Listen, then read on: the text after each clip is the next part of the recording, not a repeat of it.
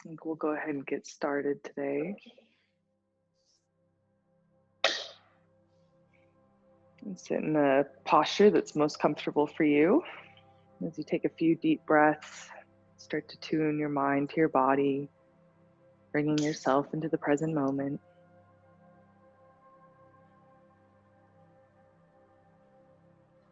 Layer by layer, letting go of your morning, letting go of your day.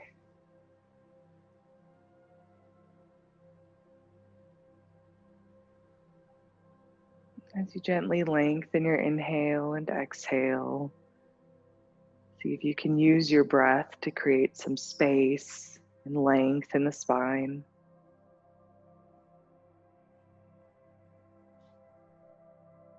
Tuning into the subtle details of your rib cage expanding, your lungs expanding with every breath.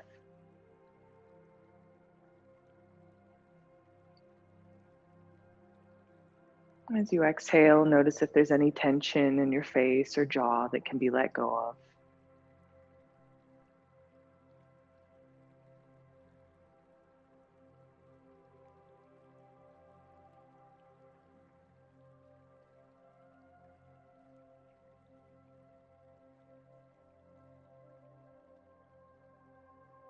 We'll bring our hands together in Namaskar or prayer pose. As the palms rest against each other, you'll feel your wrists resting at the base of the rib cage.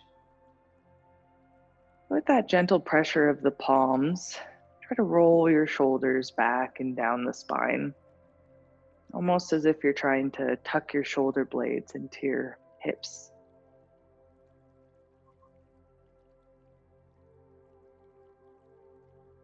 As you breathe into the collarbones, notice if you can expand that area.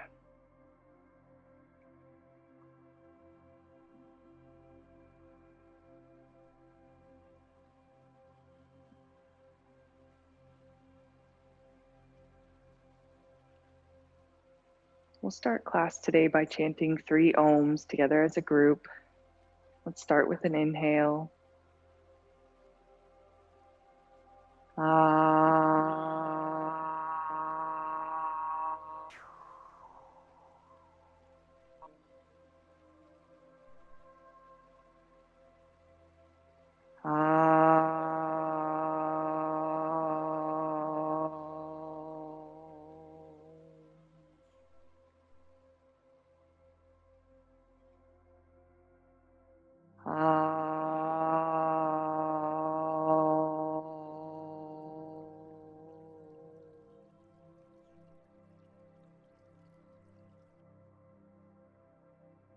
Notice if any tension started to rise in the face, maybe even the back of the neck.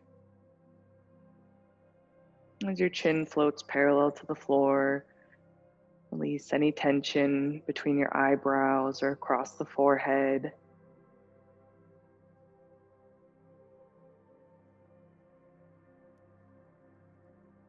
Keeping the collarbones spreading out to the shoulders and the chest lifting tall. At the end of your next exhale, bring your chin down to the chest. Surrendering the head to the heart, the intellect to intuition, the mind to the body. You can slowly release your hands to the tops of the thighs, lift your head and open the eyes. We're going to start our class today with the short edge of our mat up against the wall. And you'll also want to have a strap and 2 blocks nearby. You can scoot your other props aside, pick any wall, since we're going to primarily be using the height of the floorboard, so it doesn't need to be very tall. Sure, yeah, whichever one, that one works also. Totally up to you.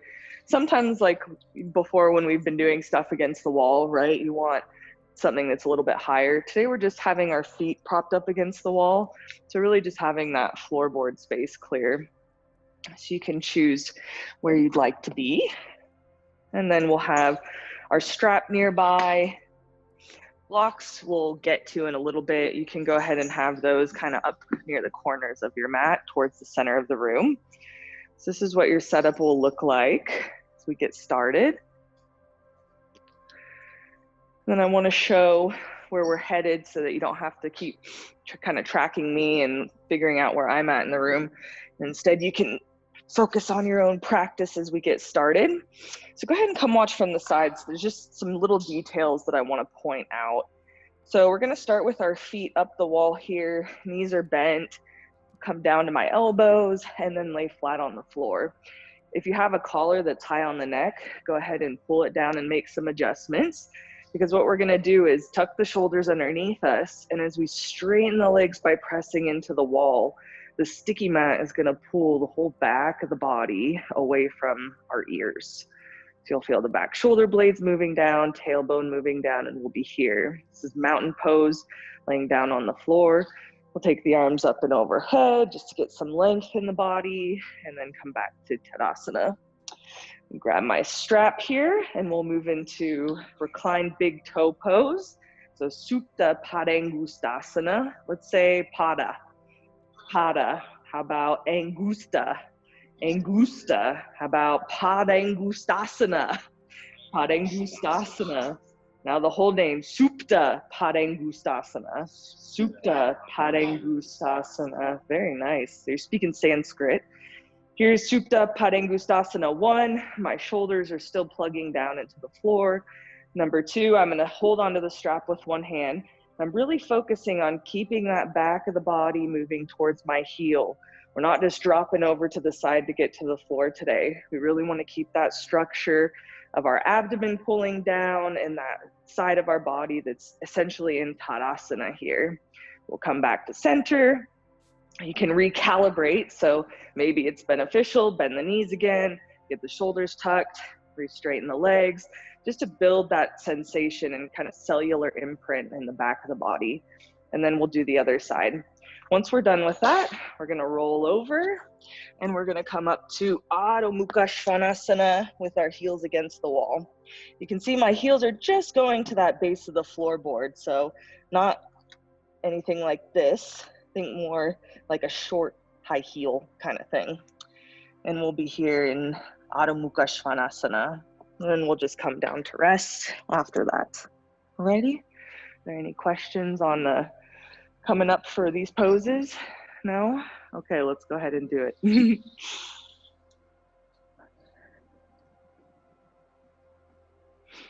I scared you from being in the front of the room, Brianna. I was kidding. So you can go ahead and have your strap within an arm's reach and laying down on your back. You're gonna have your feet against the wall, toes up the wall with the knees bent. And then before you straighten the legs, take a moment to tuck the shoulders underneath you. Adjust your collar of your shirt. So you want to pull it away from the neck. And then as you straighten your legs and bring your heels to the wall, heels will be at the wall. So go ahead and redo, Gray, so that you can really get that pressure of the heels. Notice how the sticky mat starts to pull the shoulders, pull the hips down to the heels. And if you're ever feeling any tension in the neck or the front of the body or the low back, this is a great posture to come into and take a few breaths in. As you gently lengthen your inhale and exhale, just absorb that sensation. As the back of the body descends to the hips, to the heels, notice how this adds a little bit of a lightness and almost a rising sensation on the front of the body. Some other qualities of laying down in Tadasana in this way is you get a little different position of the hips and the pelvis. So it almost feels like the tailbone is tucking towards the heels. And really that front of the pubic bone is essentially lifting up towards the chest.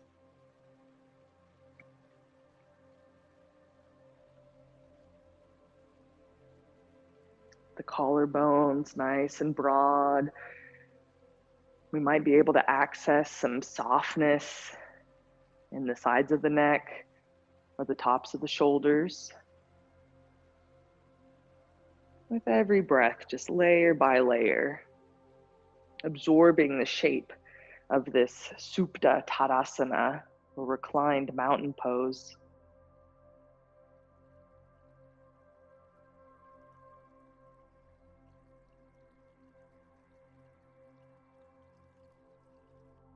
Now you'll adjust your feet so that the inner edges of the feet are touching. Inner heel, big toe ball mounts. Go ahead and grab your strap. You'll bend your right knee towards your chest and loop the strap around your toe ball mounds. There's still a flexion in the foot here, so the foot is still attentive. As you straighten that leg up to the ceiling, go ahead and walk your hands up the strap so the arms are straight and you have one end of the strap in each hand.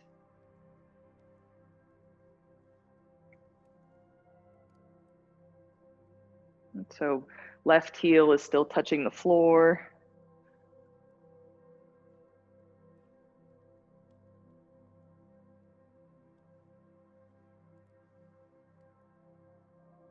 Rhonda, go ahead and bring your left heel down to the floor. Yeah, there you go. And with the arms straight, one strap in each hand, go ahead and plug your shoulders into the floor. And you can, if your leg isn't straightening all the way, you can let the strap slide out of your hands. Legs are stick straight here. Now observe how that left side of your body is still in Tadasana. The left side of the body still should have some sensation of back of the body moving to the hips, to the heels. The front of the body is still lifting here. And you'll take both ends of the strap into your right hand, very slowly taking it out to the right side. But try to focus on what's happening on the left side of the body. See if you can pin that whole left side of your body down to the floor. And so Brianna, go ahead and bring your leg back up. And I think you could walk your hand towards your strap more. So if you can, getting that arm straight is going to create, go ahead and come back up, some really nice tension that'll help hold your hip. So go ahead and straighten the arm here, all the way up the strap, yeah. And then as you slowly take over to the side, focus on that other side of the body, really pressing down. See if you can notice when it starts to lift. Good, that's better. Nice.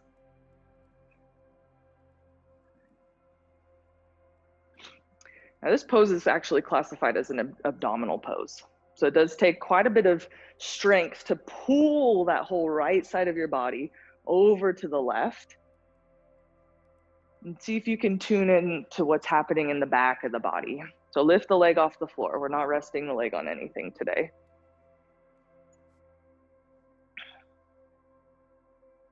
And then you can come back to center. Unloop your strap, bringing your foot back to Supta Tadasana. And so as you bring your leg back to the wall, just observe for a moment what sensations might be different from left to right. Is there any, where is there length? Where is there some shortness?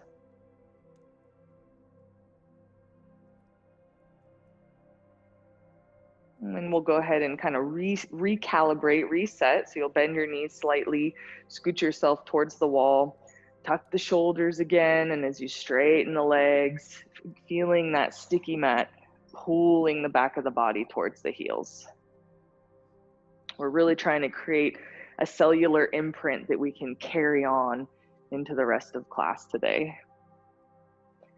So Sky, go ahead and move just a little closer to get those heels pinned against the wall. You should feel quite a bit of sensation on the heels there. That's where the body is descending to. That's what's really grounding us, anchoring us to grow from. Noticing that quality of the front of the body lifting up from the pubic bone, the abdomen to the center of the chest. And then you'll bend your left knee in towards your chest, loop the strap around the toe ball mound, and straighten the leg. Keeping that left foot flexing, walking your hands up the strap.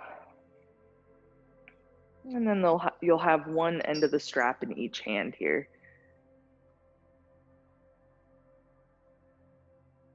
Plug your shoulder blades down into the floor. Notice that lift of the chest, nice and tall here. With the eyes and the face soft. And you can place your straps into the left hand and slowly take your left leg out to the side. Notice what's happening on the right side of your body. Go ahead and come back to center, Brianna. You go a little bit slower this time. Yes, feel every breath. Can you open up the inner left thigh instead of letting that right hip? Yes, I see it blinking, Brianna. Nice. Tuning into the right side of the body. As your heel presses into the wall, can you feel that tucking of the shoulder blades into your hips? Hips scooping down to that right heel. And as your left leg goes to the side, it's really from the hip joint. It's really from the inner left thigh that's giving you access to do that. Most of the time, our hips are not as mobile as we might hope or think that they are.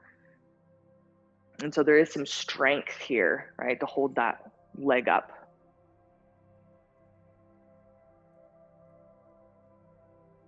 And then you'll come back to center. Good, Gray. Unloop the strap and returning to Tadasana.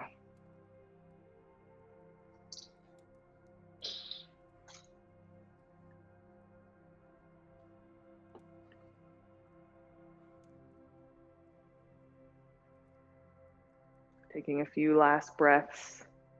Just observe how that pose might have adjusted our being. What muscles stand out after doing Supta Padangustasana, reclined big toe pose. And then you'll slowly bend your knees, roll to your side, and we'll come into downward facing dog. Adho Mukha Svanasana.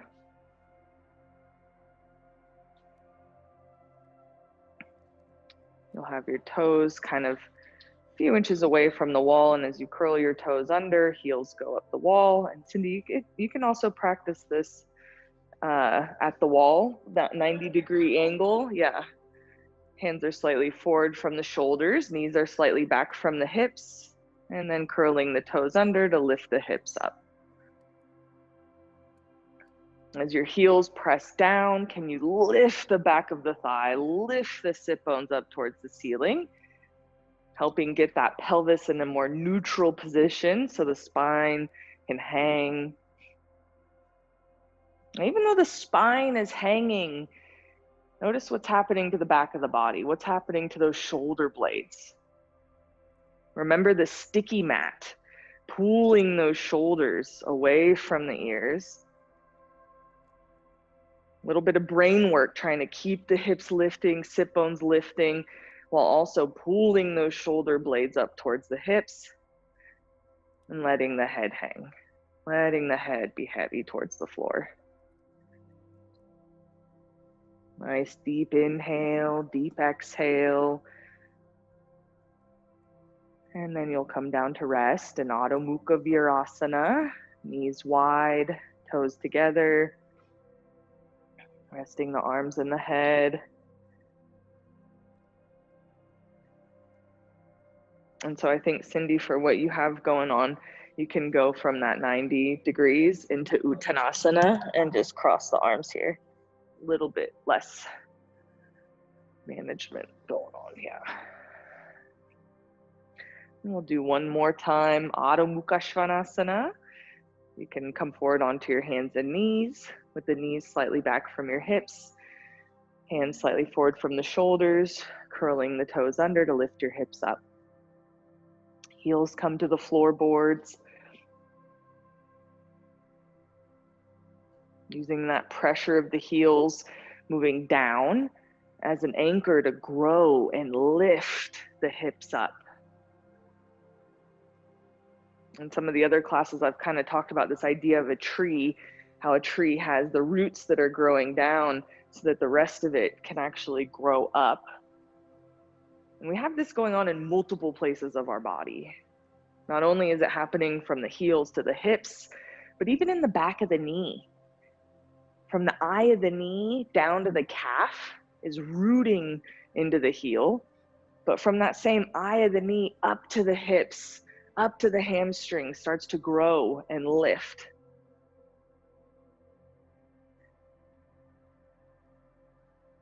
As you press the hands down, lifting the shoulder blades, taking some nice deep breaths here.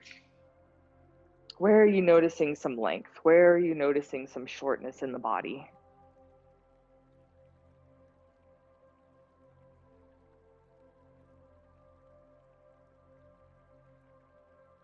And then coming down to rest. Adho Mukha Virabhadrasana, knees wide, toes together, sitting back in the heels, letting go of any tension in the eyes, the face.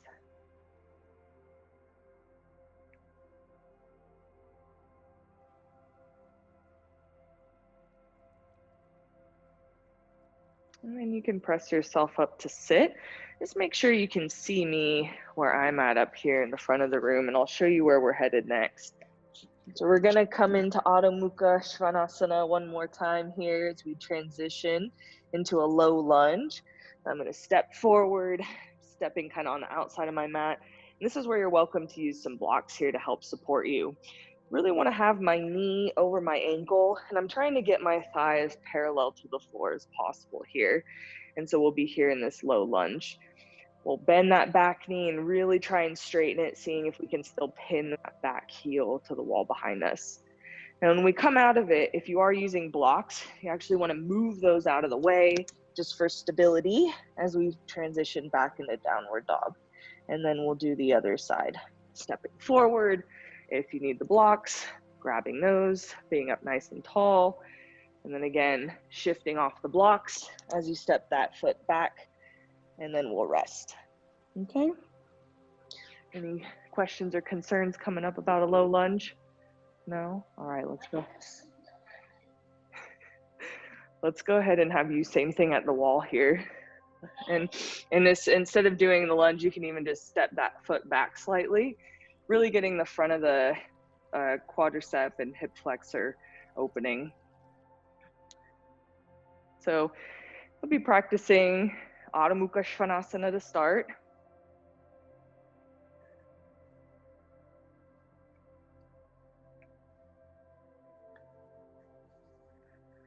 Taking a nice deep exhale, bring your left foot forward, all the way up to your hand, on the outside of your mat. So it'll be on the outside, yep. Left foot forward, there you go, Gray. Deep bend of the knee, good job. Low lunge. Now if you need some blocks, you have your blocks there. Good, Cindy, yeah. What's happening on the back of the body? What happened to our Supta Tadasana? Can we get those shoulders moving back, hips moving back? As you straighten your back leg, driving that heel towards the wall, into the wall. Nice deep inhale, deep exhale. And then you can come off the blocks, bringing your hands back to the floor and stepping into Adho Mukha Svanasana. A nice deep exhale helps with an abdominal contraction, which is going to keep you a little bit more stable in your core as you're moving that leg back and forth. Letting the head hang, eyes soft, face soft. Nice deep exhale, bringing that right foot forward to your outer arm. So the arms will be inside the leg here. Deep bend of the knee, nice depth in that right hip, and stretching that back heel towards the wall. Lift the chest forward. Notice as you pin your back heel into the wall and lift the chest forward, there's quite a bit of sensation happening on the front right, of that Tadasana leg, essentially. And then bringing the hands off the blocks. Nice deep exhale to lift that leg back into Adho Mukha Svanasana.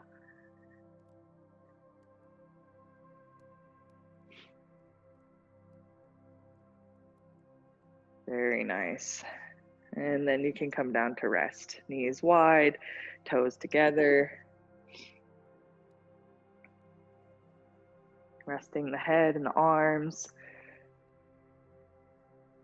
Observing any tension in the side waists or hips. Is there any more or new sensations of length or shortness?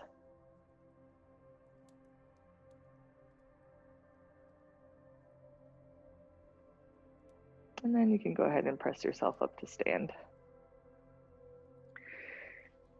So we're gonna practice Virabhadrasana 1, which is warrior 1 pose. We'll start facing the wall. A window should be okay for this if you're already set up near a window. And we're gonna practice it facing away from the wall. So I'll demonstrate. Just make sure you can see me from wherever you're at. I'm gonna start with my fingertips at the wall, about hip height here, or rather elbow height. I'm gonna bend my knees and I'm gonna take my left foot back to start here. We still want that back foot lifted. And I really want this front leg to be at that 90-degree angle that we've been practicing. So this is a pretty wide stance. Definitely one of the wider stances, especially since we have that back heel lifted here. We're gonna practice just bending that back leg, trying to get that descension of the back of the body, like we felt when we had the sticky mat behind us. I want to keep that downward sensation and direction as I straighten that back leg.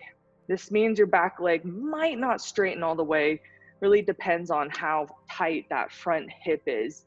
What we don't want is that we straighten the back leg and now we have those hips lifting up. You see kind of the difference in my hips and in my spine in this position compared to this position? Yes or no? Yes. So finding that line, where is that line when we get those hips shooting back, and can we keep those hips moving down to the floor even as we straighten the back leg? Now to come out of this position, I'm gonna turn my toes off to the side and heel toe step the feet together. We'll come back to the front or towards the wall and we'll do the other side.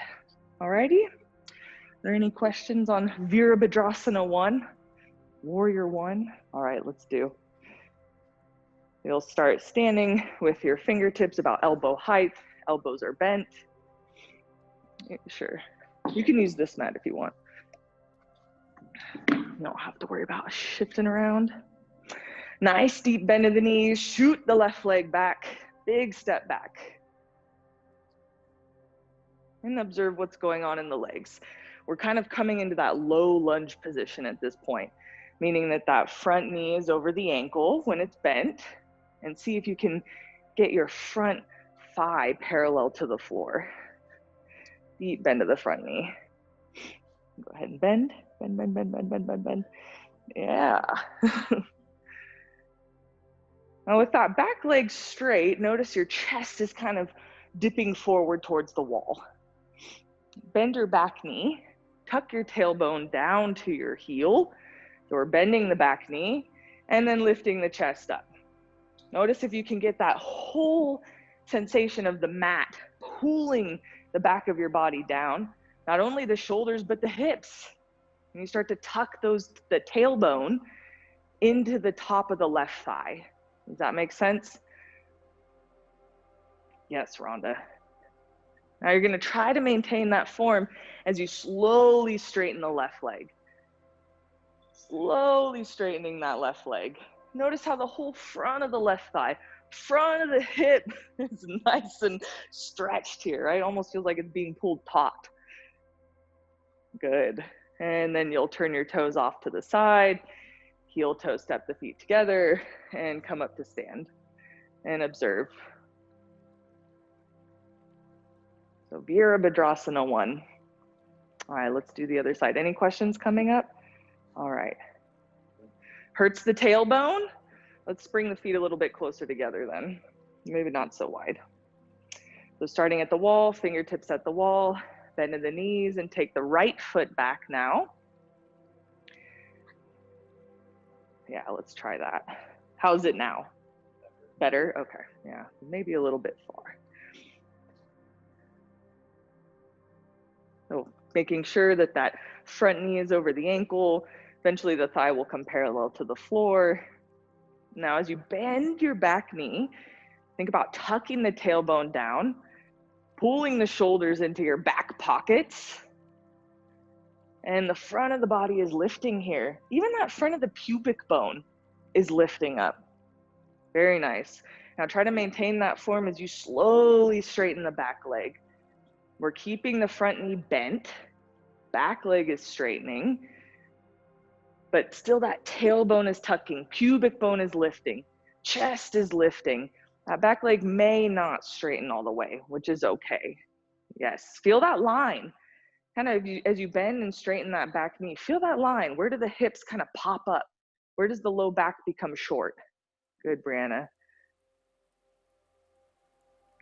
Yeah, where is that happening? When? Good.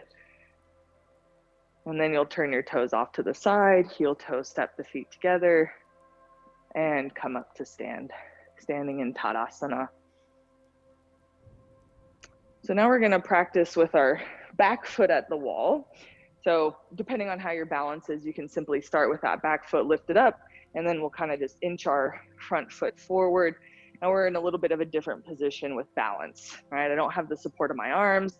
I'm gonna work on getting my legs in the right position here and see if we can come into Virabhadrasana 1. Back heel against the wall, chest is lifting, maybe even gazing up towards the ceiling. Coming out, same thing, turning the toes off to the side, heel toe step the feet together. If you don't feel stable, another way to come into this is just like when we come out. Legs are wide. I'm gonna pivot my front foot and hold on to the back wall as I pivot my back foot up the wall. I just have to keep that balance as I kind of turn forward, all right? Are there any questions on Virabhadrasana 1 and with this different orientation? Okay, let's do. You'll start with that. Let's go left heel up the wall. You can start to baby step that front foot forward. And Cindy, I'd use discretion. You might just be okay facing the wall. Good. You can start with the hands on the hips, or if you want to take the arms up, you can. We'll be here for a few breath cycles. Nice. And so that front knee, bend at a 90-degree angle. You're coming into Virabhadrasana 1. And then give a baby bend to the back knee. Notice what's happening in the hips. Back of the body moves down to the floor. Chest lifts. Good. Pubic bone should be lifting up, that whole front of the body lifting up, and then try to bend the front knee a little bit deeper. Nice. And then straighten the legs, toes to the side, heel toe step the feet together, and come up to stand. Very nice. And then right side, right foot back, left foot forward.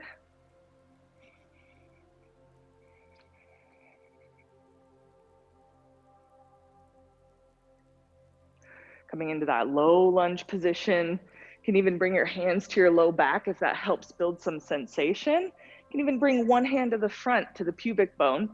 There's this lifting of the front, tucking down of the back. Good.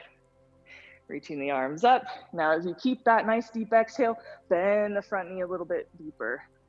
Straightening the back leg. But where is that line? Can you keep that tuck of the tailbone down? Beautiful. Eyes soft, face soft. And then straightening the legs. Heel comes down, toes to the side. Heel toe step the feet together. Standing in Tadasana. You can take your feet wide, cross your arms, let your head hang.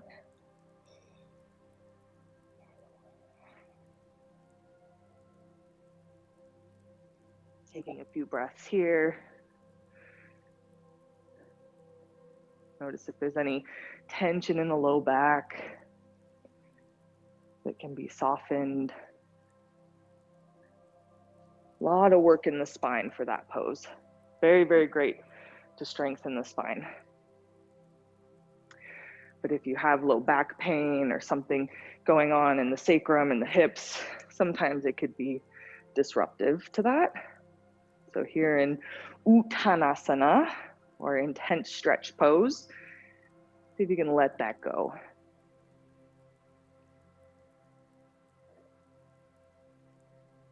And you'll bring your hands to your hips, slowly coming up to stand. We're going to move into some inversions just briefly, since this will be one of the last times we get to practice together. And I think inversions are a wonderful part of a daily practice. So hopefully opening a window of that. Mind if I use your spot? Thanks. Yeah. So we're going to have our block, and then we'll move into 2 inversions here. You can use your own discretion as how deep and how far you go in these poses. We're gonna start in peacock feather pose, Pincha Mayurasana. And so here I have a block between my palms. My fingers are still just a little bit away from the wall. Elbows are underneath the shoulders here, curling my toes up and lifting the hips. You can feel free to stay in this pose. Maybe some of you are ready to walk the feet forward and one leg at a time, coming up to the wall. We'll come back down and switch into Shirshasana. For Shirshasana, the fingers are laced together, pressing into my outer wrists. Elbows are still in underneath the shoulders. I'm gonna loosen my hair. And I have just a little bit of space between my knuckles and the wall. Lifting the hips, walking the feet in, and maybe for today, going up is for you, maybe not. You can decide. After that one, we rest. Knees wide, toes together, resting the arms and the head. Okay? Any questions on peacock feather pose or Shirshasana headstand? All right, let's go ahead and try. So, Pincha Mayurasana. Say Pincha, Pincha Mayurasana, Mayurasana. Now the whole name, Pincha Mayurasana, Pincha Mayurasana, peacock feather pose. So elbows are under the shoulders. You have a block between the palms, and you really want to feel that heel of the palm that's close to the wrist, supported by the block. So your hands are a little bit farther away from the wall. There you go, yes. If you need another block to spread because the shoulder width, you can go ahead and have that nearby also. The block is a little bit away from the wall. Rhonda, you could bring your elbows in just a little bit, keeping those elbows planted. And then let's have the fingers straight. So a little bit more like this. Yeah, but we'll slide the block so that the heel of the palm is supported. There you go. You should feel that the outer wrist is pinned to the floor. That razor edge.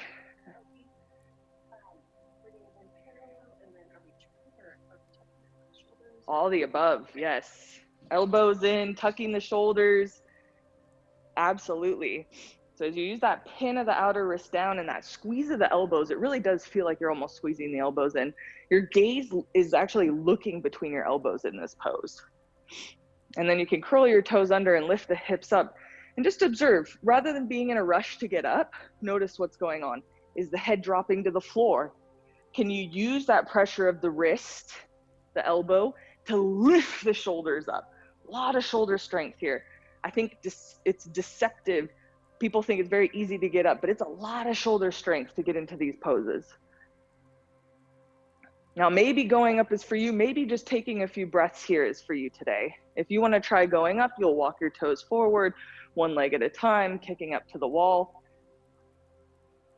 If that's not for you, you're coming down to rest and sitting back on the heels. So head is lifted when we rest after Pincha Mayurasana.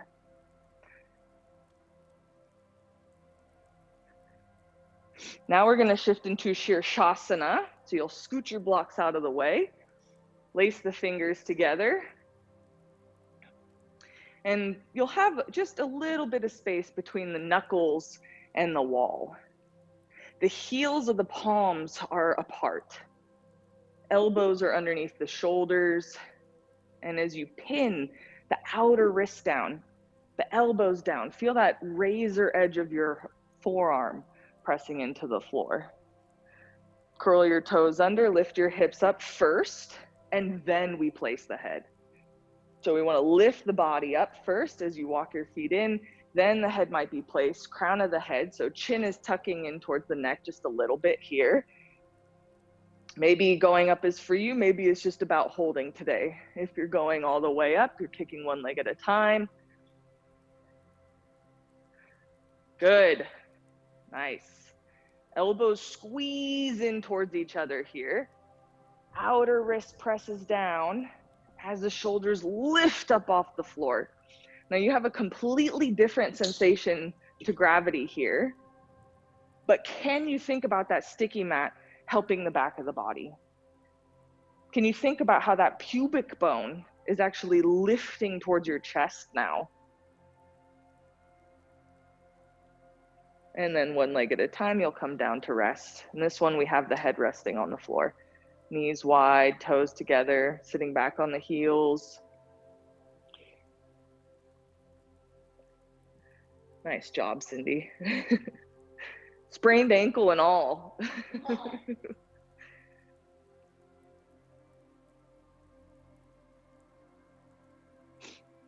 And so if you go to, I want to encourage you to practice this type of stuff at home. Don't feel a rush to get upside down with the legs up. Really focus on and giving that time to your shoulders, to your upper body, to familiarize. There is a lot of strength needed, an abnormal amount compared to what we do in our day-to-day lives. It took me a long time to get up in the center of the room, and it really came from that practice and focus of working with the shoulders and getting more shoulder mobility. Very, very, very much was a focus first. The rest will come.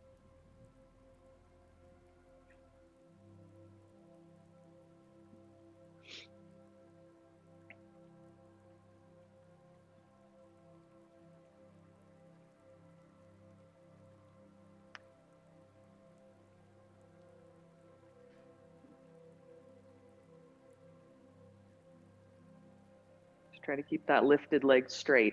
Lifted leg straight. Yep. Good job, Rhonda.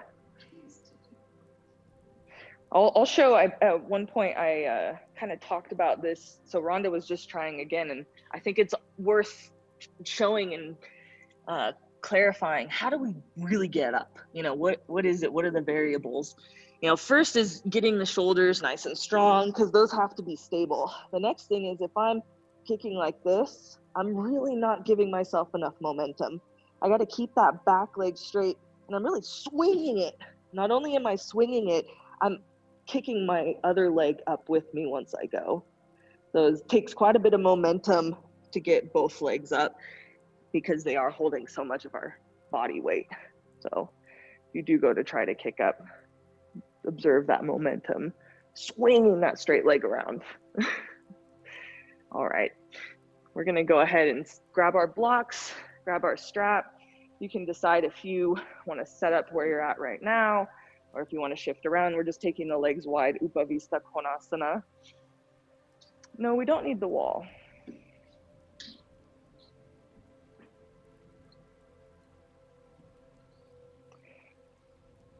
As you come into this pose, you can notice if you're able to, now it's going to be interesting, because we've been talking so much about getting the back of the body down. However, in this pose, we don't necessarily want, I'm going to shift to the side, we don't necessarily want our hips to be moving down so much that we start to round the low back. And if you kind of see my pelvis here, you can put your hands on your pelvis as well, but we want to observe, where's that top of the pelvis tilting towards? Is it tilting forward like it could spill out water in front of us? Or is it tilting back like it could spill out water, behind us if it was filled? Kind of envision like a bowl. And seeing if we can get the pelvis nice and level here. And you'll feel the sit bones planting into the ground as you do this. Now, if you notice that your pelvis is just tilting back, very common, usually it's hip mobility. So rarely is it anything else except that depth of the hips. This is where a blanket can really help. This is where sitting on support can really help. It also makes it easier to sit upright if you have that going on, that tilt of the pelvis. So see if you can observe in yourself if you need some more of that support under the hips. You're right on the line. I'd grab a blanket. Huh? Right, right. And once you get up on some height, you'll feel that ability to really get that shift in the hips. And it's a lot of hip mobility, that crease, they call it the pit of the thigh, right where your thigh meets your pelvis. You can even dig your hands in there. Sometimes it feels like cables, but that's what we start to build some mobility in. Upavista Konasana, expanded angle pose. Let's say Upavista. Upavista. How about Konasana? Konasana. Now the whole name, Upavista Konasana. Upavista Konasana. Very nice. And then reaching the arms up and overhead. Now if you can keep the tailbone or the sit bones down as you lift the chest up, and this isn't straining the back, you should be okay. This is another test if you need some height.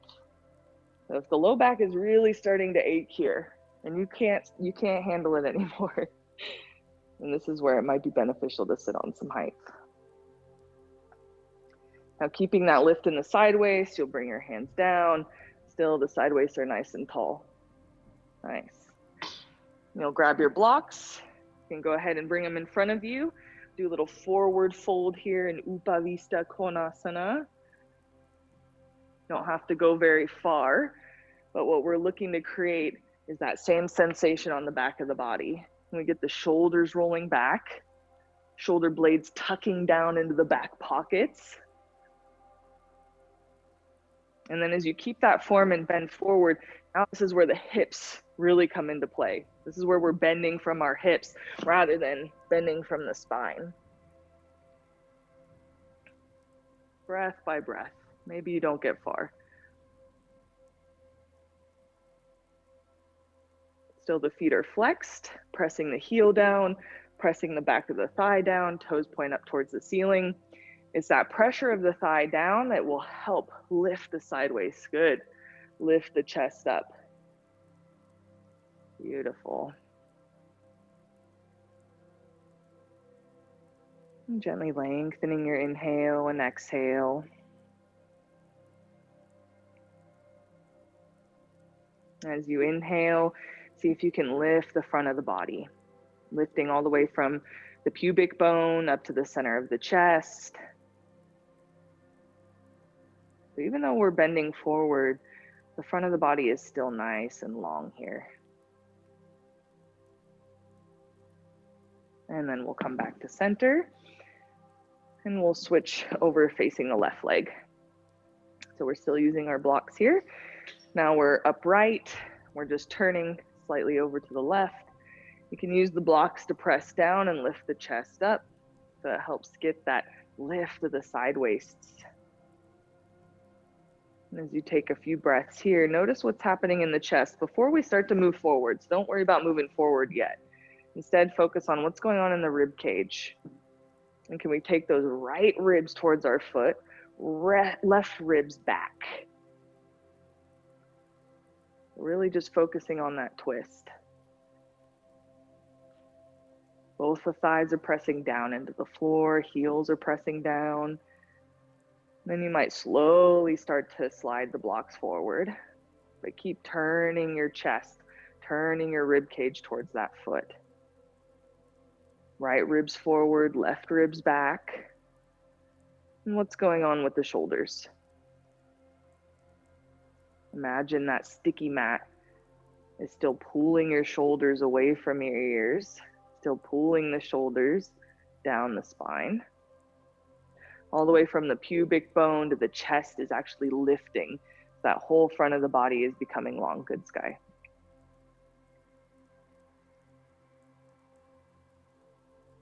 Breath by breath, you may or may not be able to slide forward slightly, but really checking in with how the rib cage is turning, how the neck is doing, what the shoulders are up to.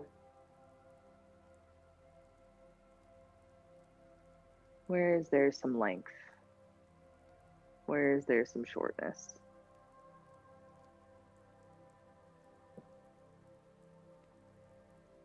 And then coming back up to center.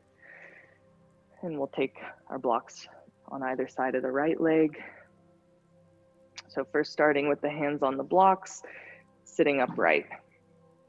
Focusing on turning the rib cage towards that right foot. Keeping that intelligence and awareness in the legs.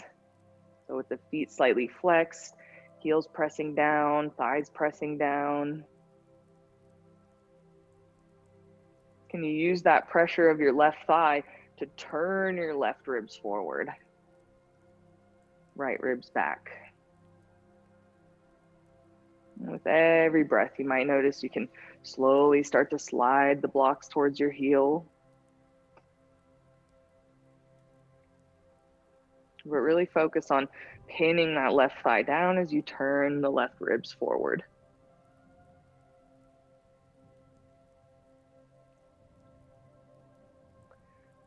Shoulders moving down towards the hips. Every breath, breath by breath. Seeing if you can bend more at the hips. Keeping the front of the body long. Lifting from the pubic bone all the way up to the center of the chest.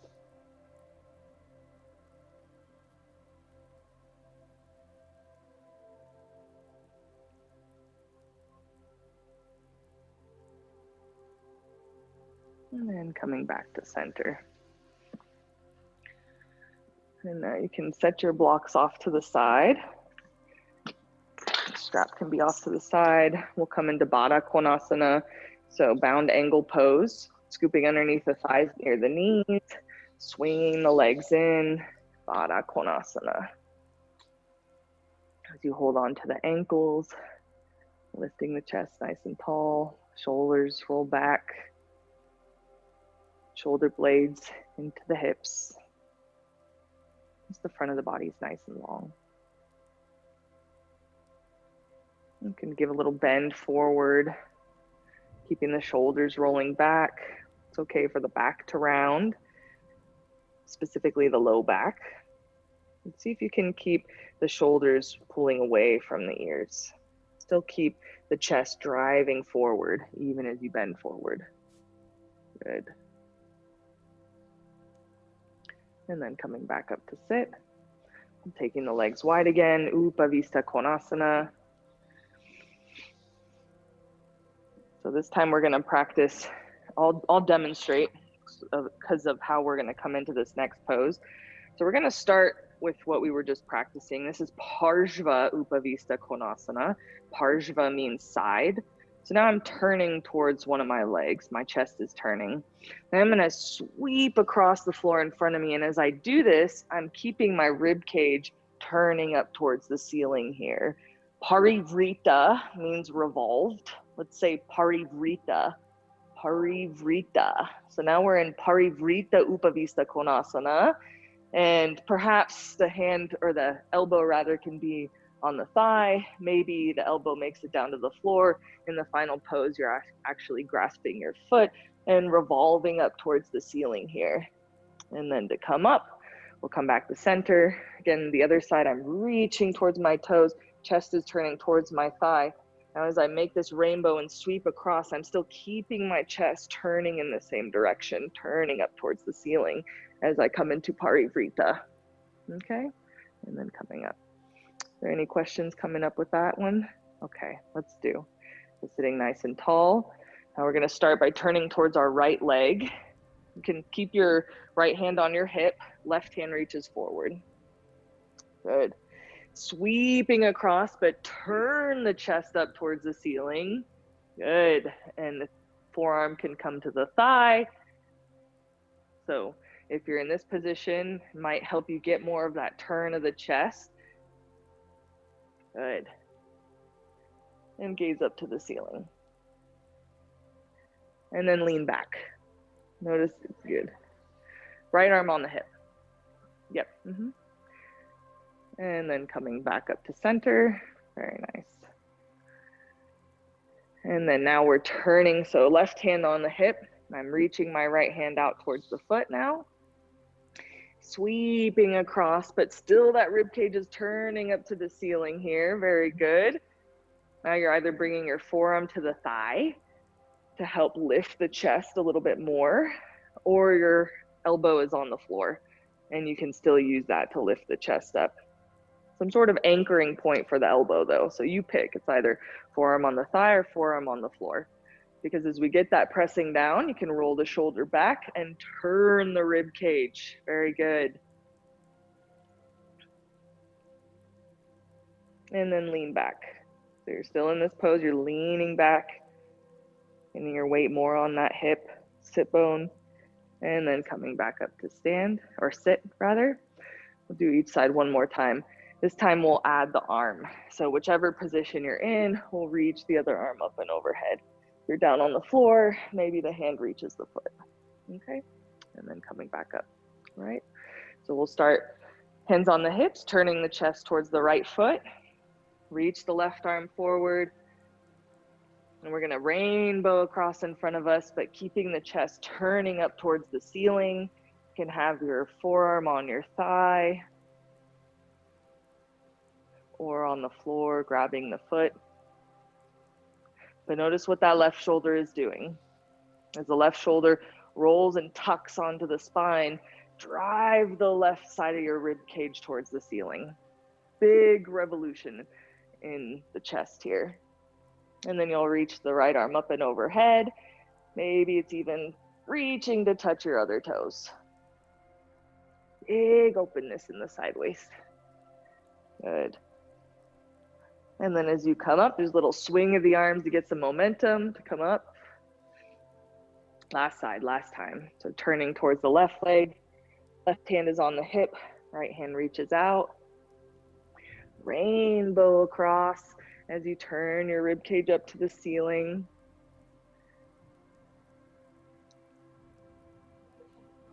Yeah, so left hand on the hip, right hand forward. Good. And then rainbow across, but keep that chest lifting up towards the ceiling. So your chest will move in the other way. Your chest is going to twist towards your hand that's on the hip. Other way. Yeah. Yep. There you go. And then that hand is going to come to the thigh. So right hand comes to the thigh or the floor. And then you'll reach the left arm up and overhead. Good. And lean back. You lean back slightly. Notice how your weight is sitting on your hips. Taking a smooth, deep, steady inhale and exhale.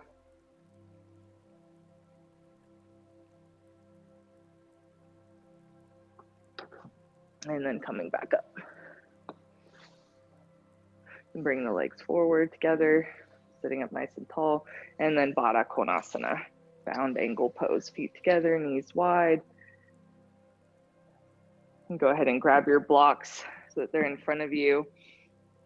Bringing your forearms down to the blocks. You can bring them quite close to you to help with this, and let the head hang. Just leaning forward. You can go ahead and round the back. Noticing if there's any tension in the side waists or shortness in the side waists.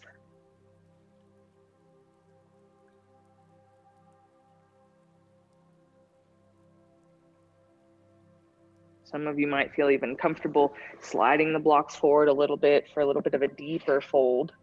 You can decide, you can pick your own adventure in this. We just want the spine to round, head to hang forward, helping encourage some length in the sides of the spine and in the side waists. And as you take a nice deep inhale and exhale, breathe into any areas that might feel tight or restricted.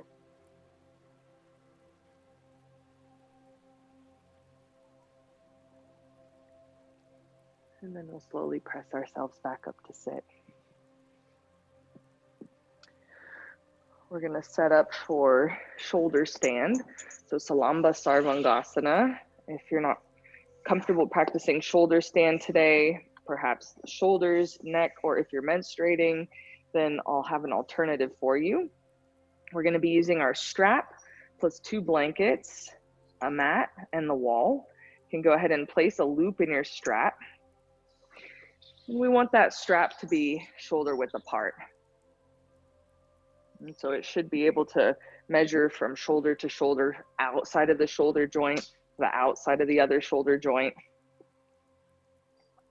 when you have that loop in there. And that can be set off to the side. I'm gonna borrow one of your blankets to demo. You'll have 2 blankets, and we want them open kind of in this position here. Sometimes they get folded weird, so I don't know if they'll just naturally open up that way. And you'll line your rolled edge of your blanket to the narrow edge of your mat. And we'll have these blankets stacked on top of each other.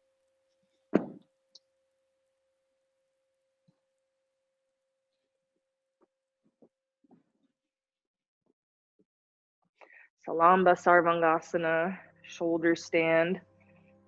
One of those everyday poses, and we're gonna practice it in a way that uses the wall for support.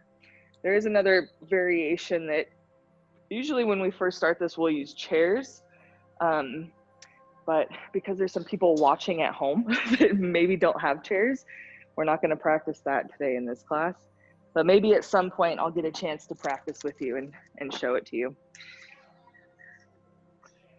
Yeah, that's one of my, it's one of my favorite ways to do it.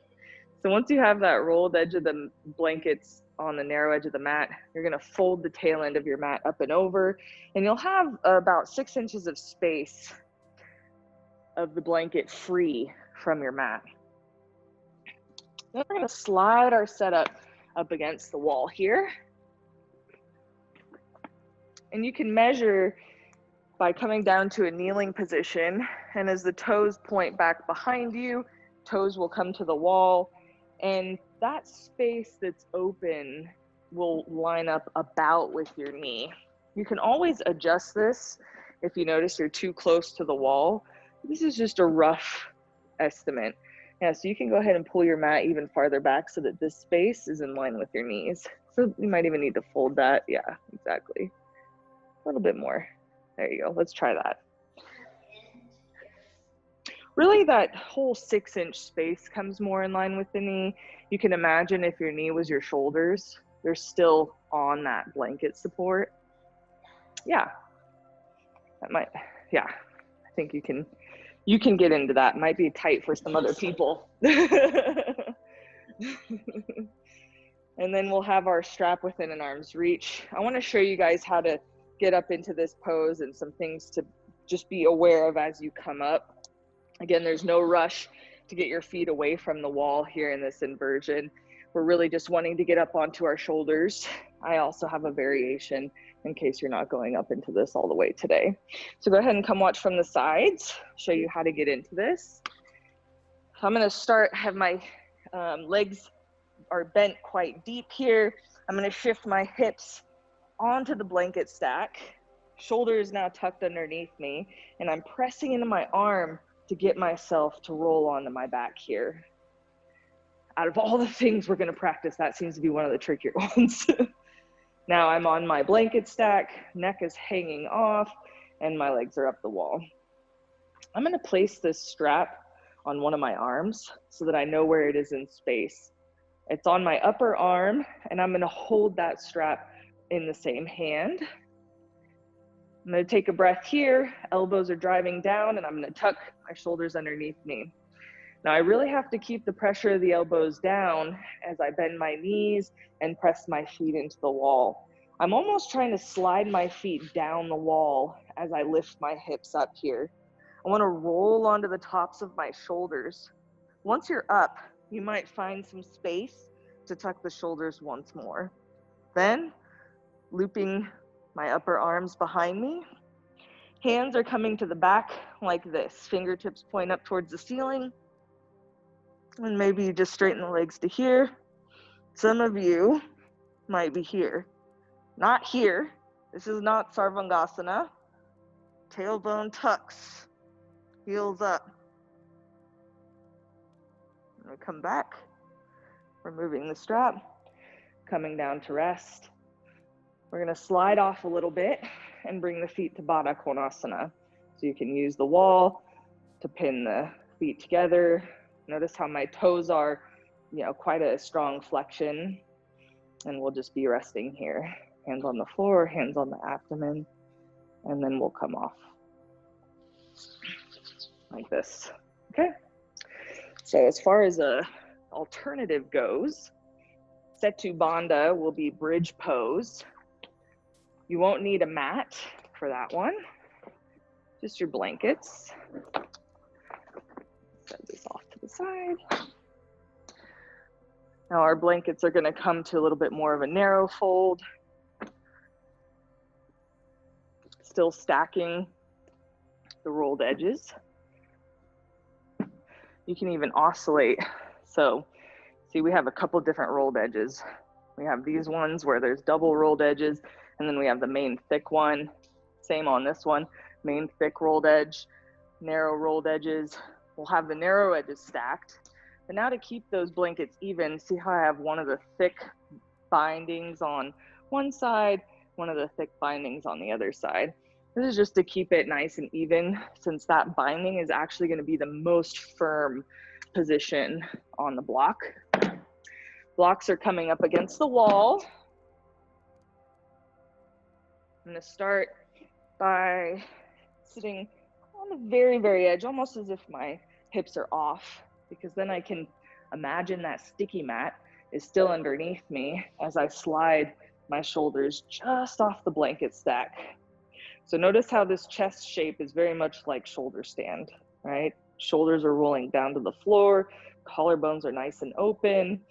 I'm gonna bring my feet to the wall. I'm gonna hold on to the blanket stack with me as I straighten the legs here for Setu Bandha Sarvangasana. Arms are off to the side. This is a nice supportive bridge pose.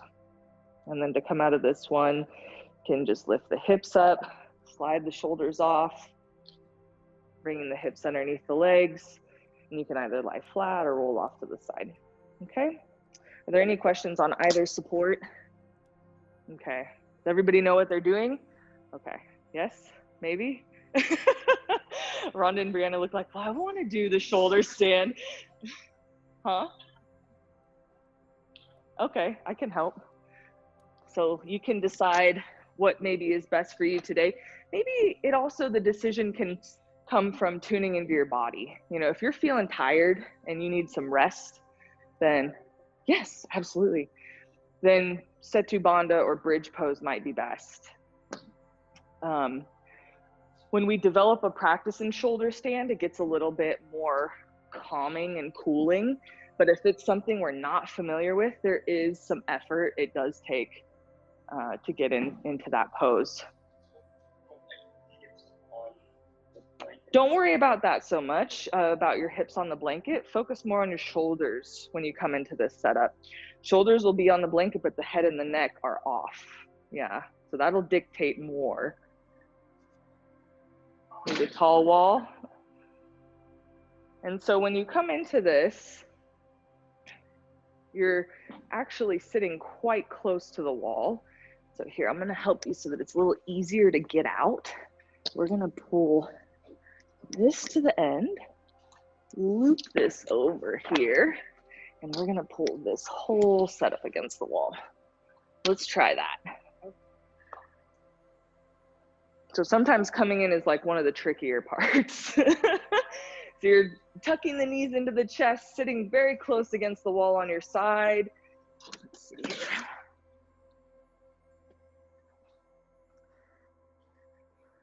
Just like this. And so you'll sit on your blanket stack. So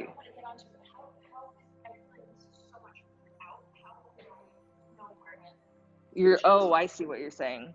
You'll have your toes at the wall, and you'll place the open space of the blanket stack near your knees. So you can pull, yeah. And you want your, and you can add just a little bit of space. But one big thing here is we do want the blankets free from the sticky mat so the shoulders can move a little bit easier, but the sticky mat will help pin the elbows. I'm gonna flip rolled edges really quickly, just because these are, oops, a little more firm for your shoulders, which will help your neck in the long run. I'm just gonna pull this out one more time so we can get a nice mat set up here. I'm gonna double fold that. Let's try that out. Nice. There you go. Do you have a strap with you, Brianna? Oh, here. yes, I have mine already. Is it all? Do you want me to grab your purple one? Okay. So once you've gotten your legs up the wall, you'll place your strap on one of your upper arms. Yeah. Is it measured out for you? Yeah. Placing it on one of your upper arms, and then you'll hold it with that same hand. And as you tuck your shoulders underneath you, can press your feet into the wall. Elbows press down as you lift your hips up. So getting those elbows down as you walk lift your hips. Now, once the hips are lifted, try and tuck the shoulders underneath you. Yes, so we can either pull the setup away or really get those shoulders tucked under. Hair clip.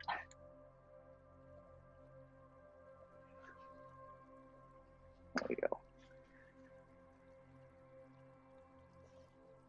The strap is on the upper arm, lifting the hips up, tucking the shoulders underneath one more time, and then strapping both upper arms. Yeah, keep tucking the shoulders. So you're gonna slide again. And so we could pull the whole setup away now, or we really gotta get those shoulders walked under. Yep. Now tuck the shoulders one more time. Yep, keep going. Yeah, they wanna slip. Yeah, let's scoot your mat just a little bit, give you some more space. This is a lot of shoulder mobility stuff, you know, and it does take a little bit of time. Let's try that. Now, there's always a way we can accommodate. So, tailbone up, heels back. Good catch. So feel how when your feet are at the wall, so some of you are already up and that's great. But if you're not up yet, feet are at the wall, tuck the tailbone up towards the ceiling. Good. And chin is in line with the chest. We don't want to turn the head right now. Keep the tailbone up. So now even if you lift one leg away from the wall, which is a great way to practice. So go ahead and come back. We're not going to come in that way just because it loses the lift of the tailbone. So as you lift the tailbone up, go ahead and just lift this leg straight up to the ceiling. Straight up to the ceiling. Now really practice with this leg. Getting that tailbone up. Do you feel the difference there? Okay, now try and bring the other leg. You mind if I help hold you up? Okay. So rather than bending that knee, we want to lift it away. Tailbone moves into the body. Heels move back. Thighs move back. Beautiful. More tailbone, pubic bone forward, Brianna. Yep.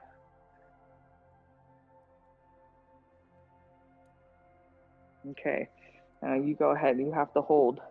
I'm gonna let go of the legs, but keep the tailbone and press the thighs back. Press the thighs back towards me. Yeah. Good. Yep. Now your elbows are off on one side, which can, here, go ahead and, which way are you going? Go ahead and come back to the wall. Good. Good job. Good. Yes, exactly right. So how you had that lift of the leg, lift of the pubic bone. Do you mind if I come and help you? Yes, okay. Good. Nice. Yes, exactly. And so if you're hanging out in Sarvangasana, that's great. If you feel a need to come down, you can go ahead and come down and rest. Good. I'm gonna let go of your legs. Let's see if you can keep those heels stretching up.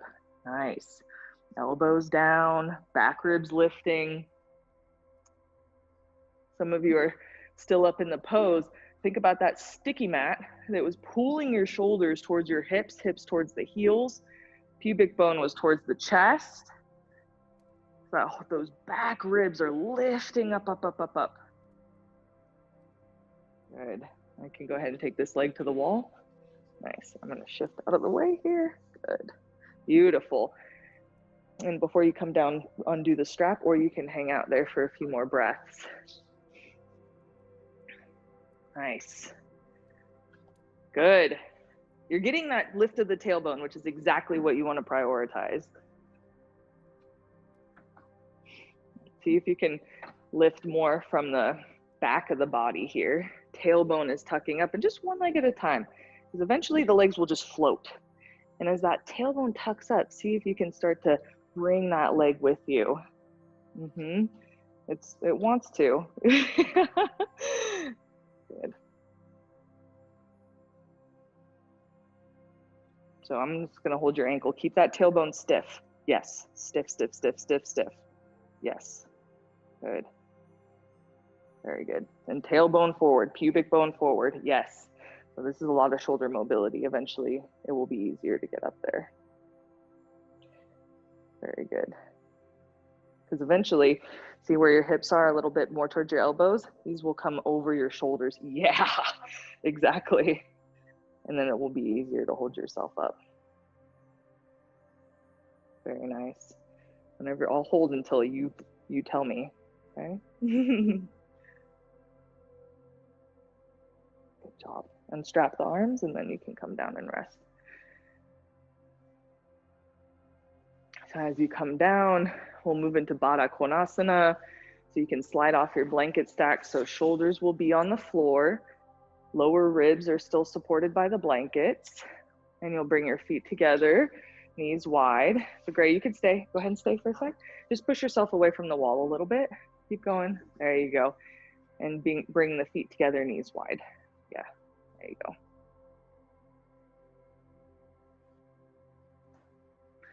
So the option is Baddha Konasana, or if it's more comfortable, you can even cross the legs. Swastikasana, cross-legged seated posture. Whatever's most comfortable for your hips here and ankles. Just be here for a few breaths. Letting go of any tension in the eyes, in the face, or the jaw.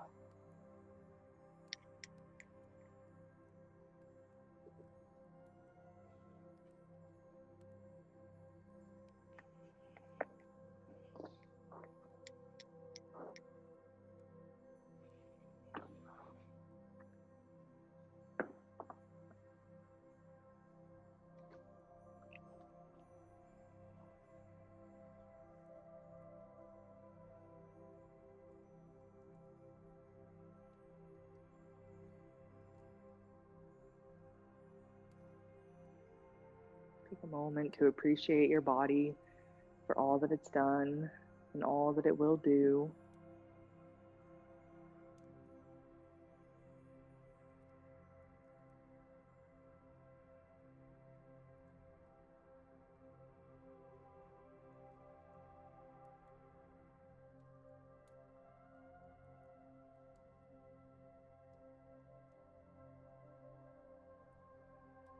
Take a moment and acknowledge how you might talk to your body or speak to your body. Especially if we practice more challenging poses, sometimes it almost seems as if there's a frustration with the body's capabilities.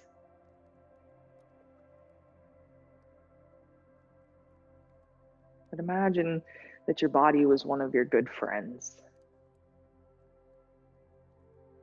Your body's trying to do new things that it's not familiar with. And it's trying the very best that it can.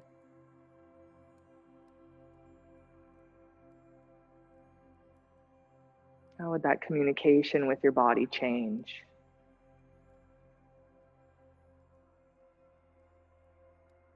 Maybe instead of feeling frustration with it, You start to feel proud of it, grateful for its attempt, grateful for the body's willingness to try something new, to do something new.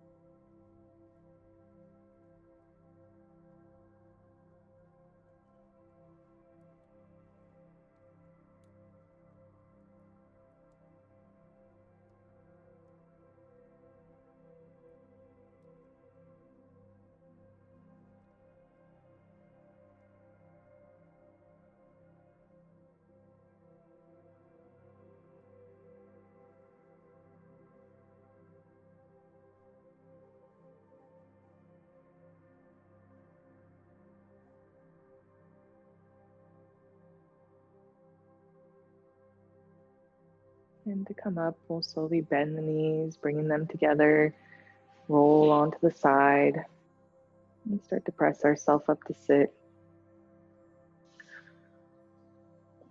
We're going to set up for a supported Shavasana. So, although we will be in corpse pose or Shavasana, we'll have some folded blankets underneath our chest and our rib cage. So just like I demonstrated with bridge pose, we want a similar fold setup. You mind if I show with your blankets? So if you were just practicing shoulder stand, then you'll fold your blankets in half once from there and stack those blankets on top of each other. So this is what we're going to use to lay down on in our supported Shavasana. I'm just going to show really briefly here before you guys get set up. I have the blanket stacked behind me. There's about a fist distance of space, maybe even 2, between the blanket stack and my hips here. So we want the low back to be spacious, but now my rib cage and my whole upper body is supported here. You may or may need another blanket for underneath the head, or perhaps you could even just fold. That won't work. You have a block nearby? Let's test that out. I'm trying to keep the two blanket consideration in mind.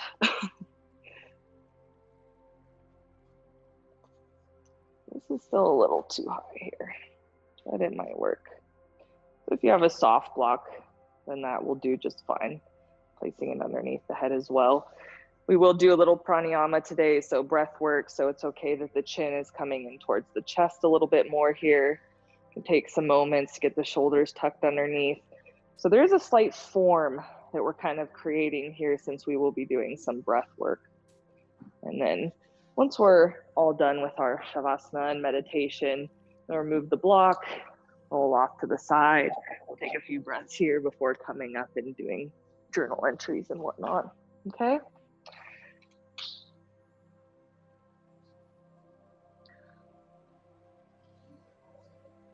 Yes, you absolutely can.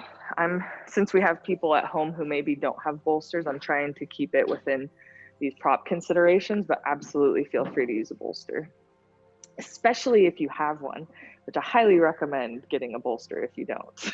They're amazing props. Yes, there you go. Let's see how the block sits. So you have a pretty long torso. Yeah, let's go ahead and lift the head one more time. Try that. There you go. And so with the block support or head support a little bit higher, maybe the throat can soften and maybe the chin can descend a little bit towards the throat. Yeah, good.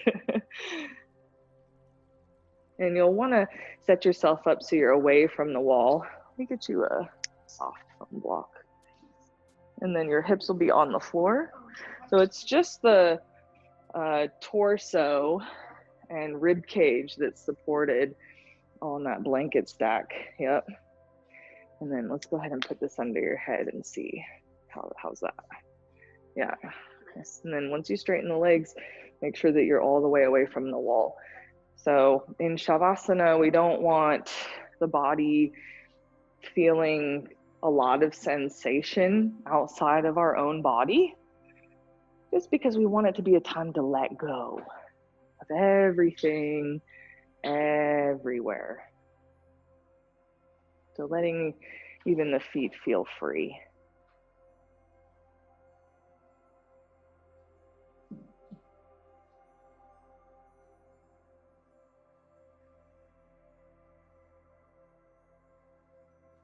And as you take a few breaths here,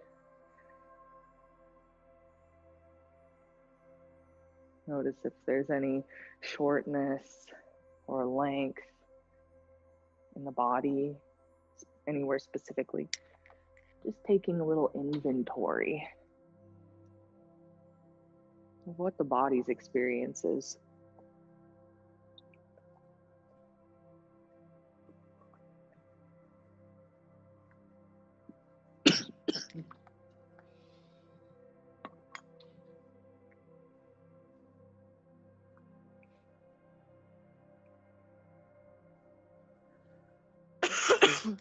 Excuse me.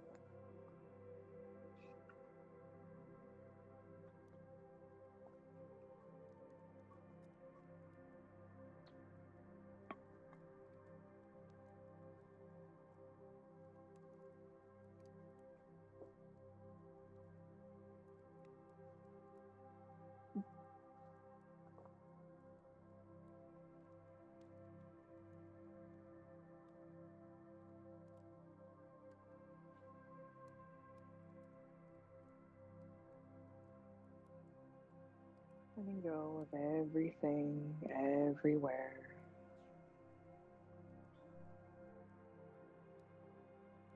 Just taking this time for your body to absorb what you've practiced, for your body to integrate the different positions and movements.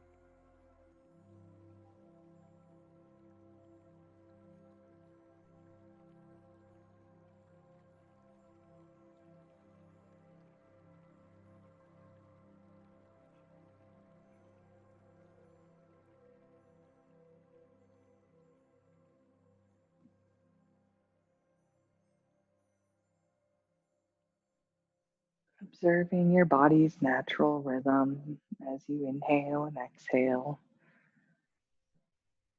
Just noticing the harmony of your breath without your intervention, without you adjusting anything.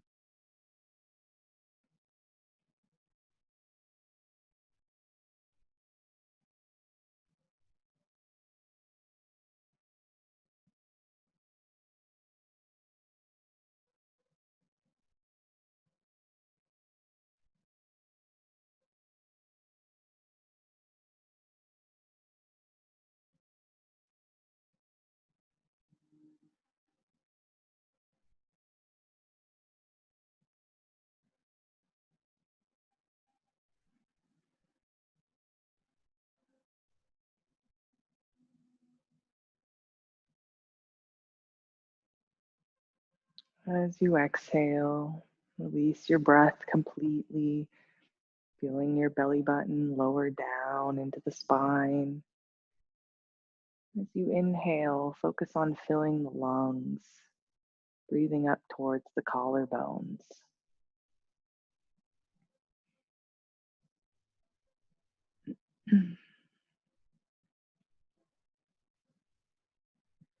With every breath cycle, try to feed this form, the belly being soft, descending down towards the spine. Yet as you inhale, the chest is rising, collarbones spreading.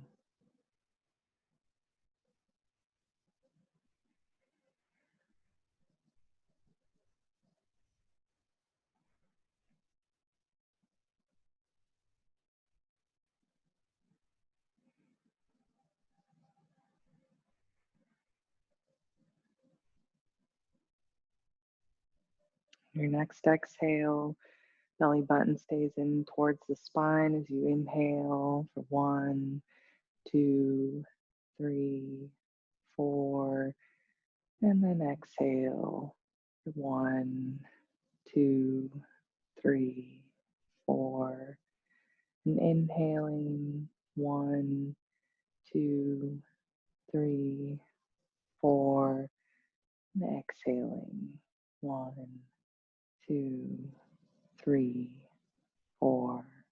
Inhaling 1, 2, 3, 4, and exhaling 1, 2, 3, 4, and then coming back to a natural rhythm of your breath.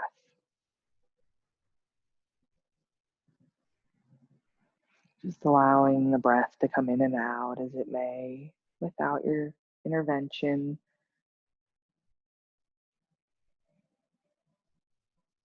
Letting the body expand and contract as it desires.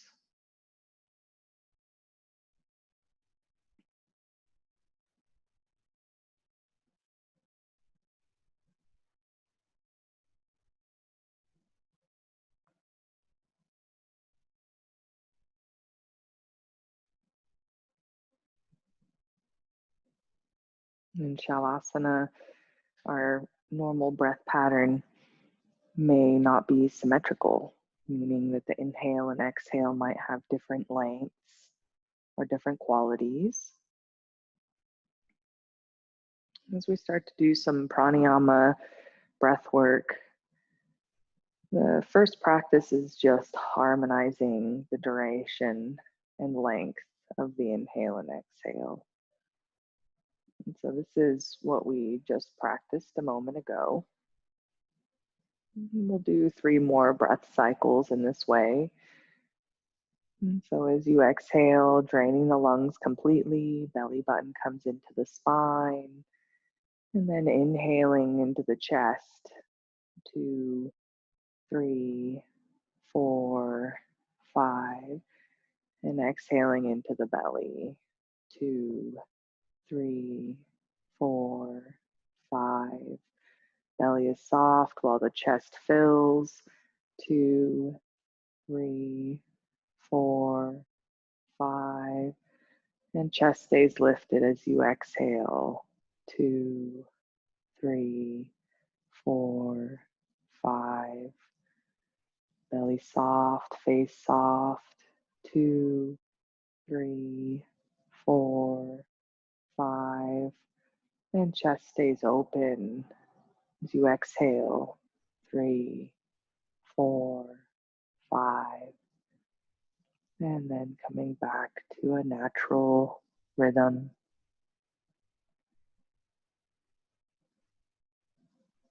Letting go of any gripping in the eyes or the jaw that might have risen.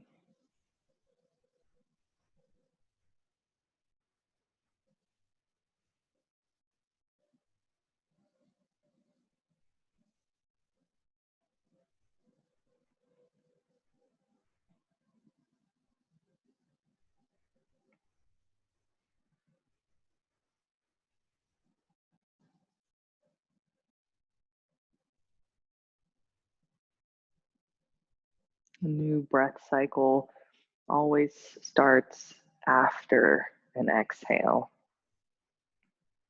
And so our exhale is expelling and letting go and releasing one breath cycle. And so usually this marks how we would transition into pranayama or transition into another breath pattern.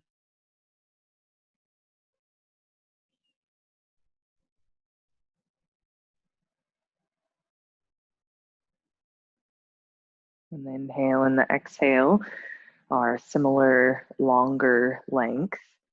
This pranayama practice is called Ujjayi 1. We'll transition into trying Ujjayi 2.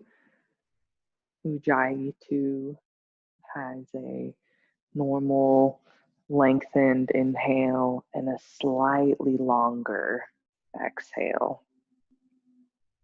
And so as you exhale, belly button comes into the spine. And as you move into your next inhale, filling the collarbones, 2, 3, 4, 5, and keeping the chest lifted as you exhale, 2, 3, 4, 5, 6. And inhaling into the chest, 2, 3, 4, 5. Belly button into the spine as you exhale, 2, 3, 4, 5, 6. Eyes in the face soft as you inhale, 2, 3, 4, 5, and keeping the chest lifted as you exhale, 2, 3, 4, 5, 6. And returning to your natural breath, letting go of any tension.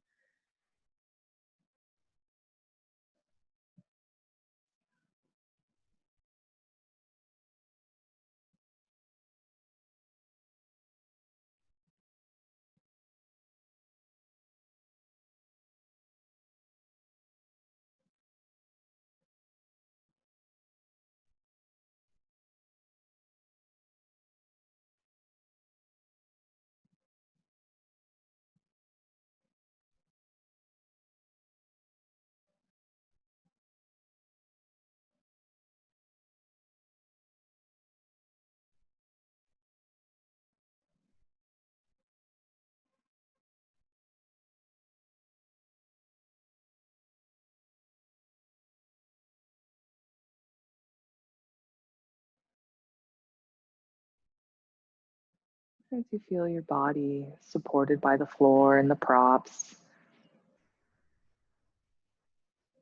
take a moment to bring out a feeling of gratitude.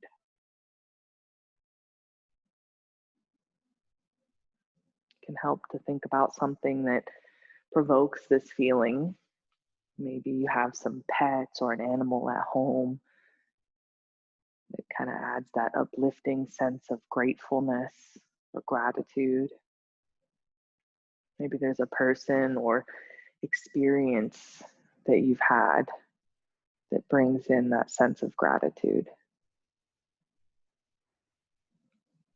And let the primary focus right now just be that feeling, letting go of the event that may have caused it, and instead just seeing if you can sit and rest in that state of gratitude.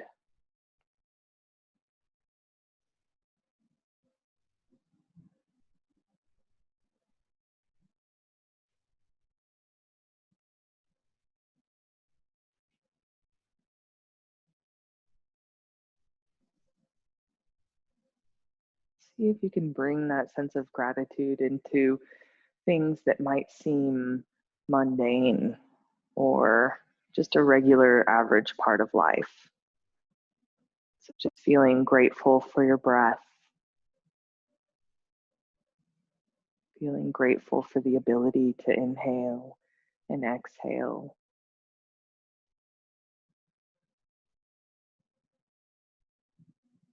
Feeling grateful for your hands and your feet,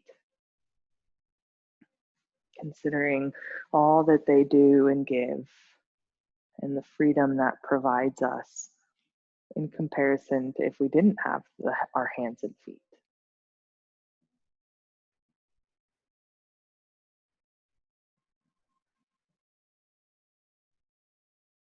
Feeling a sense of gratitude for having a roof over your head and food in your belly regularly.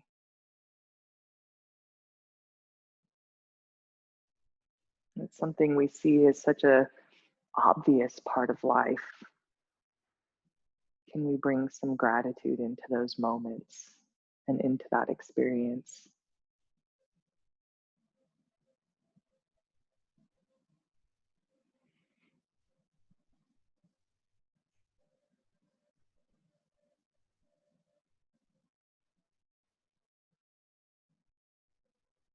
Feeling gratitude for the ability to choose how we focus our time and efforts.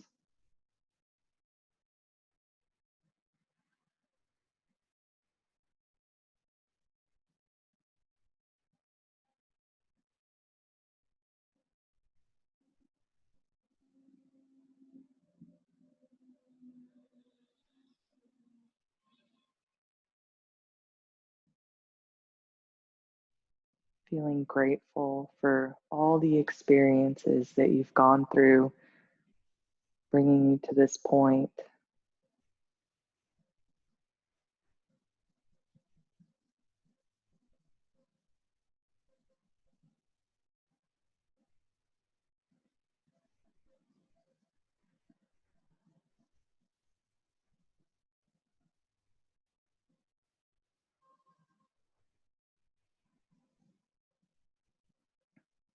It's easy to get caught up in focusing on what we want out of life and maybe what items we want or what luxurious travels we might want.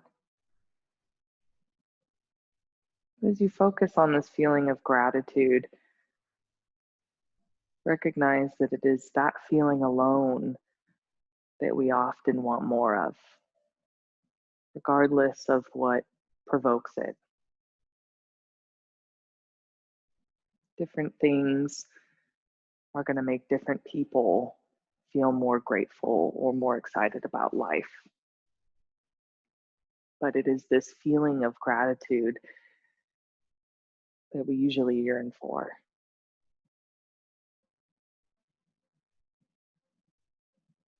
The more and more you focus just on this feeling of gratitude,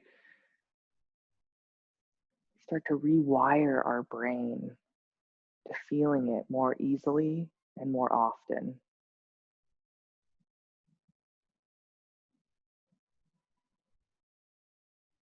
Rather than looking for an experience outside of us to happen to us to create gratitude, focus on how you can create this feeling on your own, regardless of the external circumstances and variables.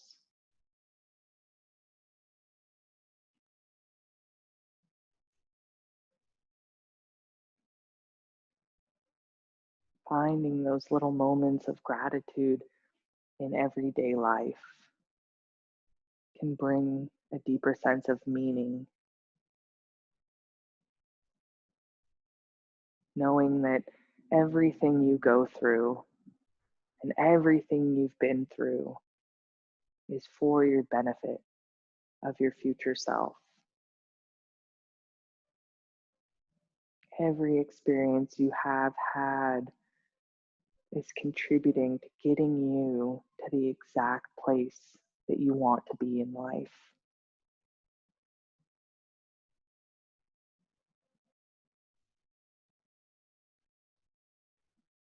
Each moment being a stepping stone to you becoming the greatest expression of yourself,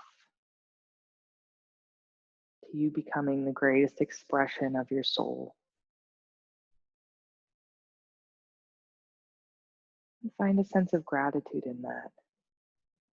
Even if certain trials don't fully make sense, even if we ask why we have certain experiences in life, rather than getting caught up in that dialogue, try to trust that there is a deeper sense of meaning in everything that you've gone through and everything that you will go through. Knowing deep in your heart that everything happens for a reason.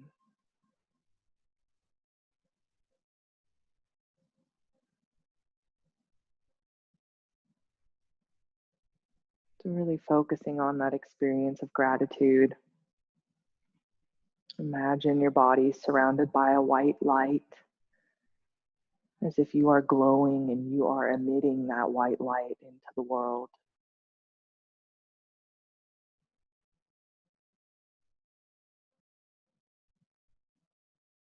And with that sense of gratitude and meaning, that you can express your true soul and infuse it freely into every interaction that you have.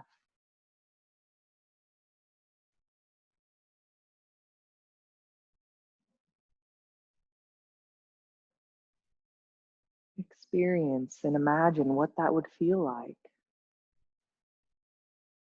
to freely express your soul, to know that everything you do has meaning,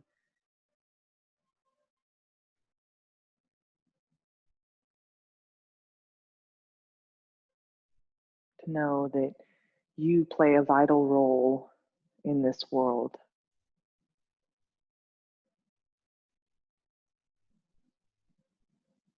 that you have a unique fingerprint and impact on the lives around you and on the world around you.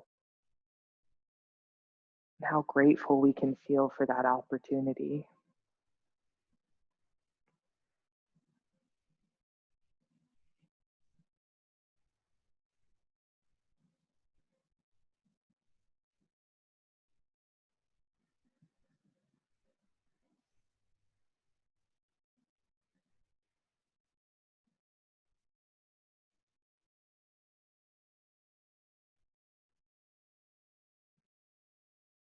Observe your body as an entire unit. Bring your attention to the skin.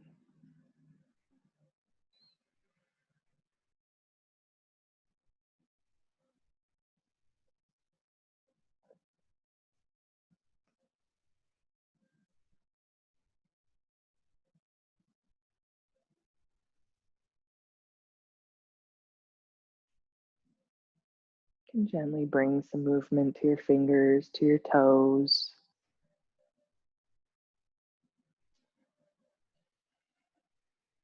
Slowly placing your hands on your abdomen.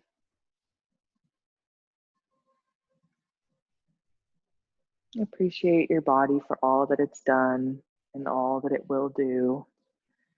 Appreciate your mind for taking the time to harmonize with your body today.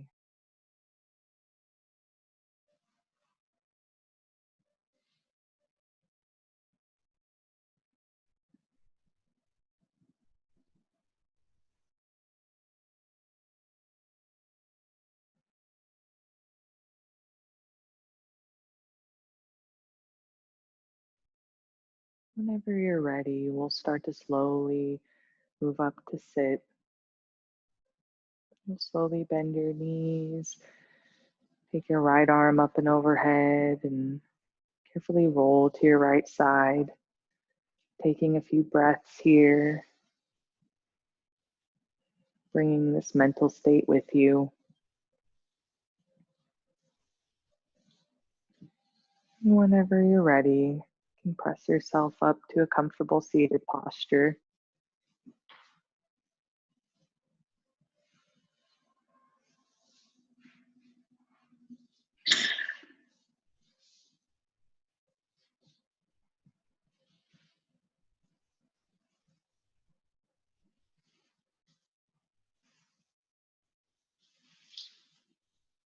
As you feel ready, you can transition to grabbing your journal, preparing to jot down some reflections.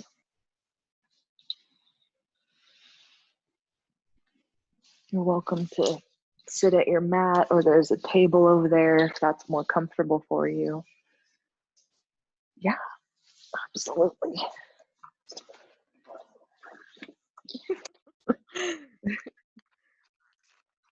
Got plenty of paper. You need a pen? You got one? So, first prompt is, what does it feel like to trust that everything happens for a reason? What does it feel like to trust everything happens for a reason?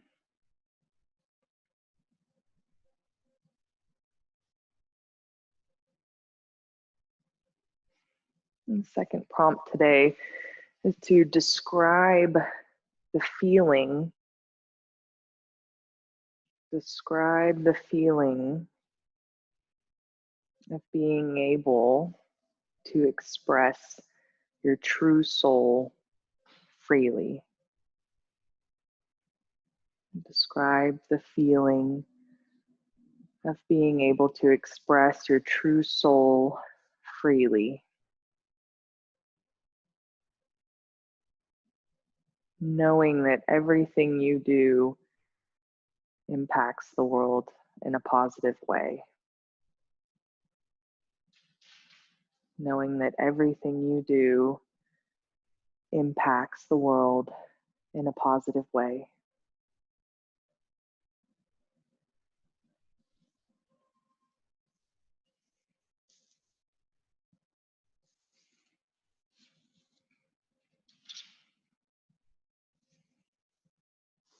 So just taking some time and really focusing on that feeling. Sometimes we get caught up in, rather than feeling the actual gratitude, we think about the thing causing it. So example, a pet, right?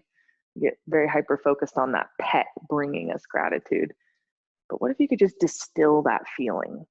That's what we want to start to tune into. If you just bottle it and ingest it whenever you want, what would that be like?